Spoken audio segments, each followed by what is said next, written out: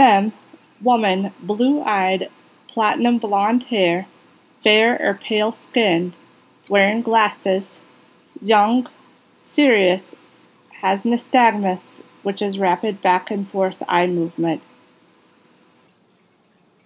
Hi, my name is Katie Carroll. I'm your subject matter expert on membership in organizations, boards, and committees. I'm qualified to talk about this because, frankly, I've served in many organizations, not just as a member, but often as an officer. I've been president, vice president, treasurer, secretary. I've chaired many meetings. I've taken minutes, taken notes, reported to boards of directors, and accomplished many other tasks associated with being an involved member of an organization. I hope you've taken the time to look at the module that I've written out for you, and in these videos I'm just going to share my thoughts about some things that I want you to know as an emerging leader about becoming involved in an organization. So I'm going to start us off with two thoughts. It's a little bit of organizational philosophy, and it's going to be a little bit meta, but that's okay, because I think these two thoughts are really key for you to being an effective leader in whatever organization you decide to be involved with. First, knowing the mission. No matter what your role is in an organization, you might be a member, a committee chair, the president, you might even be staff. It is incredibly important for you to know the mission of the organization without having to look it up. Why do I say this? Because when you think about it, every action of the organization should be directed to advancing the mission or achieving the goals that the board of directors, the steering committee, the leadership have laid out for the organization. If you're not directing your energies and your actions towards those goals, there's a mismatch in the work that you're doing and what you're trying to achieve. Very often, this is because we lose sight of the mission or, get caught up in the day-to-day responsibilities. There might also be a mismatch. Perhaps your organization's mission or goals have changed over time. That's okay. But you might want to do some strategic planning to redefine what your goals are so that you're achieving what you want to achieve and that you are seeing the results that you want to see. I'm going to give you two examples of this point about knowing the mission and how important it is. One example comes from an organization that I was a member of for a very long time, and while I was a member, they conducted a national campaign. This was a national organization for membership. The goal of the campaign was to ensure that every member felt comfortable sharing the mission and the philosophy of the organization in about a 2-minute summary, almost like an elevator pitch. This achieved several benefits for the organization. It created this sense of cohesion among the membership. It reminded us why we were there and what we had in common. Perhaps even more importantly, it allowed us as members, it gave us the tools to share about the organization with others. So when people asked us, "What do you do?" we had that answer ready. And having that answer ready could mean the difference between getting a new member or not getting a new member, getting a financial donation or not, creating a new partnership. A lot rides on being able to describe what you do, why it matters, and what you're doing to achieve that mission. A second example of this knowing the mission idea I see in another organization of which I'm a member. It's a very small group, and whenever we meet, we actually start the meeting by reading the mission. And this may not be for everybody, but I see tremendous benefit in it because it reminds everybody what the purpose of the group is and really sets the tone for the rest of the meeting so that everyone's on the same page in terms of why we're there, what we should be focusing on next, and to make us think about whether we're taking actions to achieve the mission of the organization. The first point that I made about organizations generally is the importance of knowing your mission. The second point I want to make is pretty closely related to the first point. And the second point can be summed up by the sentiment, the goal of any organization should be to disband as quickly as possible. So that sounds pretty strange, but let me explain what it means. It means that you and your organization should be striving to achieve your mission in a timely and effective manner. And if you do that, then you've achieved your mission and there's no need for the organization to continue to exist. This isn't to say that organizations can't continue to exist for a long time. Many do. Some change their mission over time, or some have an enduring mission that continues to be relevant. One example of this would be a professional organization. So I happen to be involved in professional organizations for lawyers, and as long as lawyers exist and we can benefit from professional development opportunities offered by bar associations, then there is a legitimate mission and reason for bar associations to continue to exist, and that's why you see them last for so long.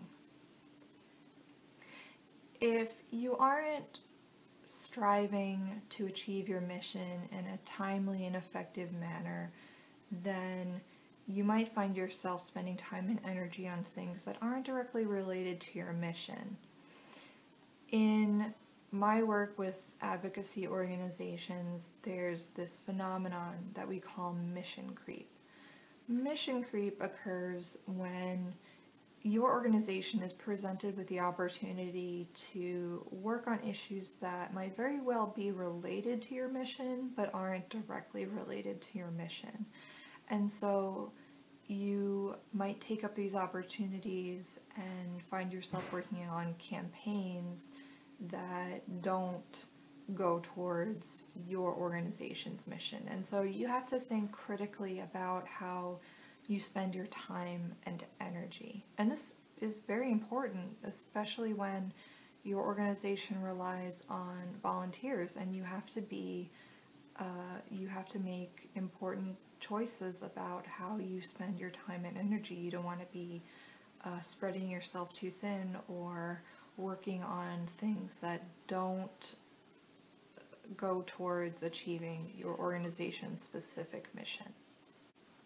This module of Out of the Margins is focused on membership and leadership roles. As you should have picked up from the written materials, it's incredibly important to understand what your responsibilities are when you take on a specific role within an organization, and then to also understand what your expectations should be of people in other roles.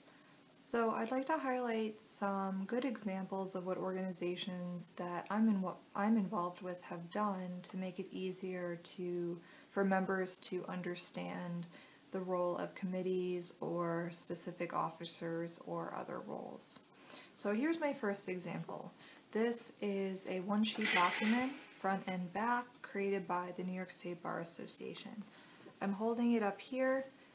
On this one side, there's a header in red, which reads NYSBA, Structure, and Governance. And then down the sheet, we have paragraphs focusing on different parts of the organization. So starting with the House of Delegates, Executive Committee, specific officers, President, Vice President, specific committees, and sections. So I wanted to highlight this because this presents information in language that is plainer than what you would find in the organization's bylaws, which would be probably more difficult for understand and less accessible to the general membership. This makes it easier to understand how the organization is structured and what the responsibilities of, for example, the executive committee and specific officers are.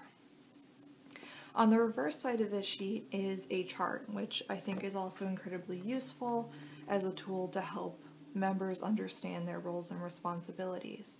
So this page is called Governance at a Glance.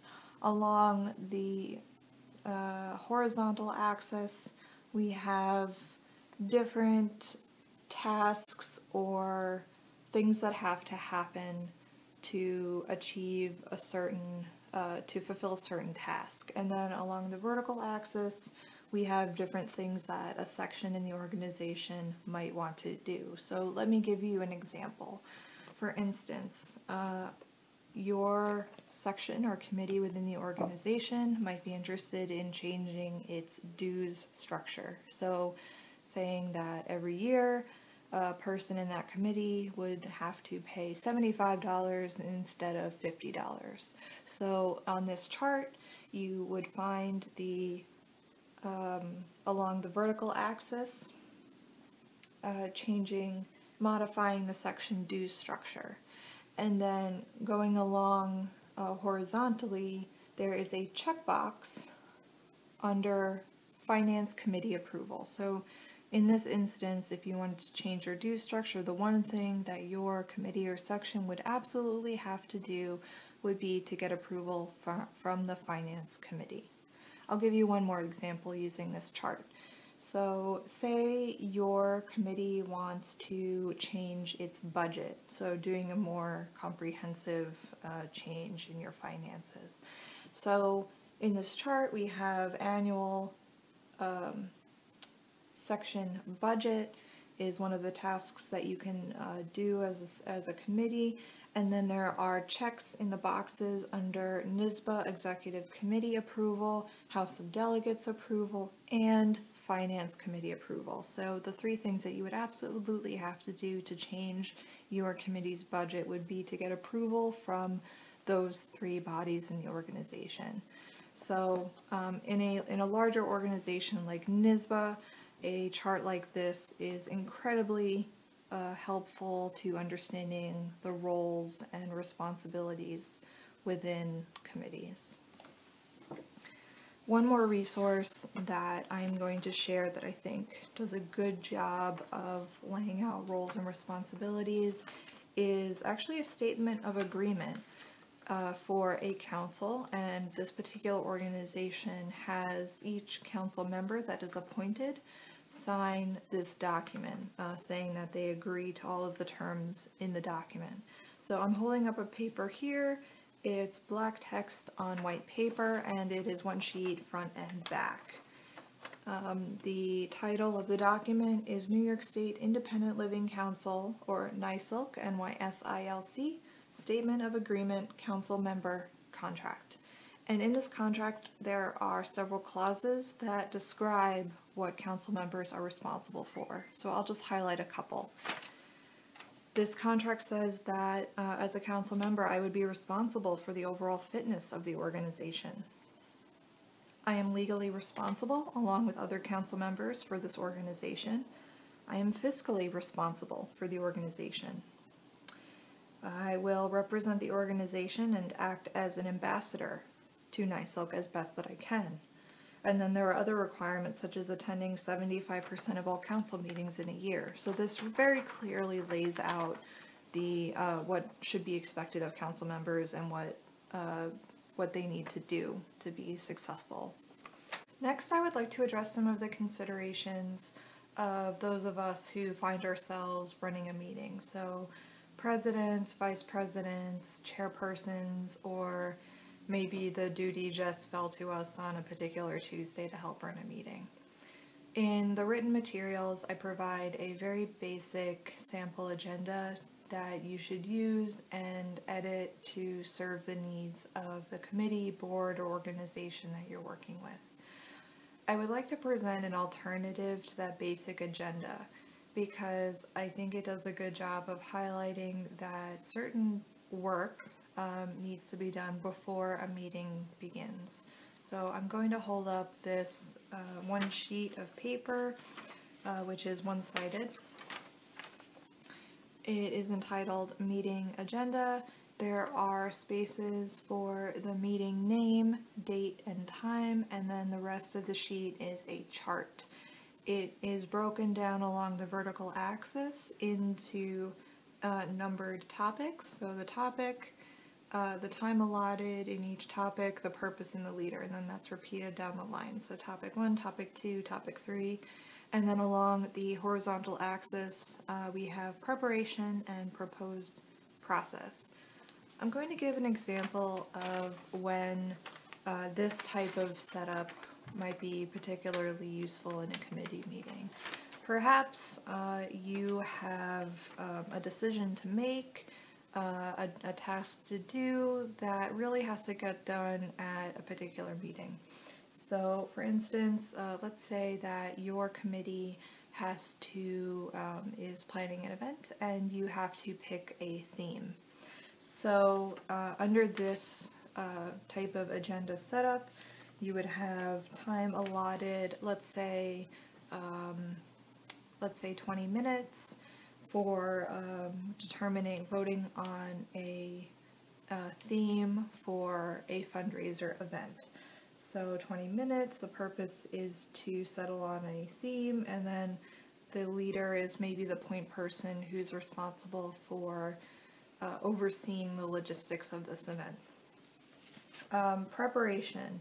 So this might involve in the meeting announcement that some information from the point person about some proposed themes that the committee members should consider before the meeting begins, so that they have an opportunity to weigh the pros and cons, maybe come up with their own variations on the theme, but get them thinking about this topic before the meeting even begins.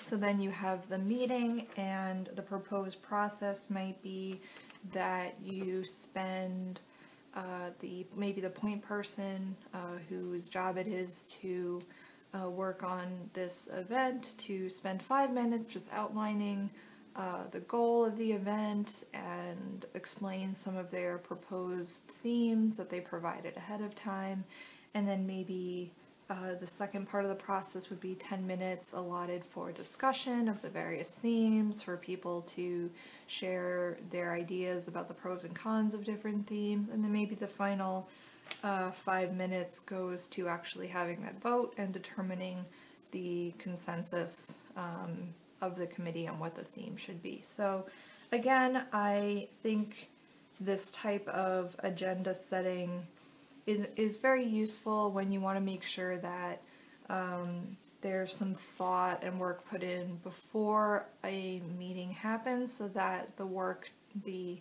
meeting itself can be more efficient and effective. In the additional resources segment of the written materials, there's a link to the community toolbox of the University of Kansas, which I highly recommend that you look at to really build your knowledge of how to work in a campaign or an organization to effectively achieve your mission, and do so in an inclusive, accessible, strategic process. One of the resources of the community toolbox at the University of Kansas is this booklet, which I am holding up. It is mostly a blue cover with various stock photos around the outer edge of individuals just looking into the camera. Some of them are disabled. It's a diverse set of individuals, and the title of the booklet is Your Action Planning Guide for Promoting Full Community Participation Among People with Disabilities. So this particular resource focuses on people with disabilities, but I would say it really works for any population that you plan on serving or working with. And I want to highlight a piece of this resource that I think really effectively summarizes the things that a good president, chairperson, campaign leader, any leader within an organization should strive to provide when supporting a campaign. And I think this applies as well to just running a meeting of your committee, your board, your organization. So within this booklet on pages 7 and 8, we have overall tips on planning. And so they have several. One is to be inclusive. Good planning seeks out key players with diverse viewpoints. That we can't underscore this enough. Achieving diversity and inclusion needs to be an active process. You should be actively seeking out diverse viewpoints. We cannot assume or become lax in our responsibility to ensure that our organization achieves goals of including everyone, including marginalized populations, people that we don't normally hear from. So that first point is incredibly important. Second, the guide says, regarding managing conflict, if the group is effective in attracting diverse views, conflict among members may result. And so you want to think about this as a leader within the organization. When you're running a meeting, you need to be prepared to help the group manage conflict. I want to throw out there the idea of when you're debating, debating a topic, whether you should do something, support something, anything like that, use the method of asking for pros and cons. And this helps kind of get around, individuals sharing the same sentiment over and over again. Ask for a pro, then ask for a con. Ask for people to actively manage the conversation so that both sides are heard and that you are opening up the opportunity to hear all the different reasons why or why not. Don't be afraid to push back a discussion to the next meeting. Give people time to think about a topic before coming to a conclusion. You might want to elevate conflict to a higher level. So say it's a conflict within a committee, maybe go to the board to see if it can provide assistance in addressing conflict. Be creative in how you go about this. Next, the booklet is telling us to use brainstorming rules. Group facilitators must avoid making judgments about ideas and suggestions. It's a good leader ensures that different viewpoints and ideas can be safely shared in a supportive environment. So even if you don't go with a particular idea, the idea that different ideas can be put out there makes your organization, your committee, your board stronger. Be efficient. Planning meetings must be efficient, starting and ending on time. So this gets at having an agenda, understanding what you need to accomplish in a particular meeting. It doesn't help anybody to come to a meeting and then having to catch people up or figure things out in the moment. It's good to plan ahead, ensure that people have the right information, background information on what will be discussed, what needs to be voted on, things like that, so that you can have a really effective meeting that can end on time. Now, the last 2 points that the guide makes are communicate products of planning and provide support and encouragement. Regarding providing support and encouragement, you should provide support and encouragement throughout the process of planning. Good planning takes time and usually requires months to produce a detailed plan of action. So again, this is about really supporting the members of your organization so that you can be effective. Maybe it's checking in with members between meetings, ensuring that individuals have the support they need, that they have the accessibility that they need. It takes a lot to be involved in an organization. Many of us are volunteers, and having that support and encouragement really makes all the difference when it comes to being committed and wanting to continue to be involved in an organization. I want to actually end on the idea of communicating products of planning, because this is about the continuity and ensuring that you communicate what you have accomplished and what you need to get done in the future. So we're going to end this video segment talking about communicating products of planning. Let's wrap up by talking about action items and action steps. Let's say you've just finished a really productive board or committee meeting. You've made some great decisions, there's some really great input and debate took place, and now you've ended and you feel really accomplished. What comes next?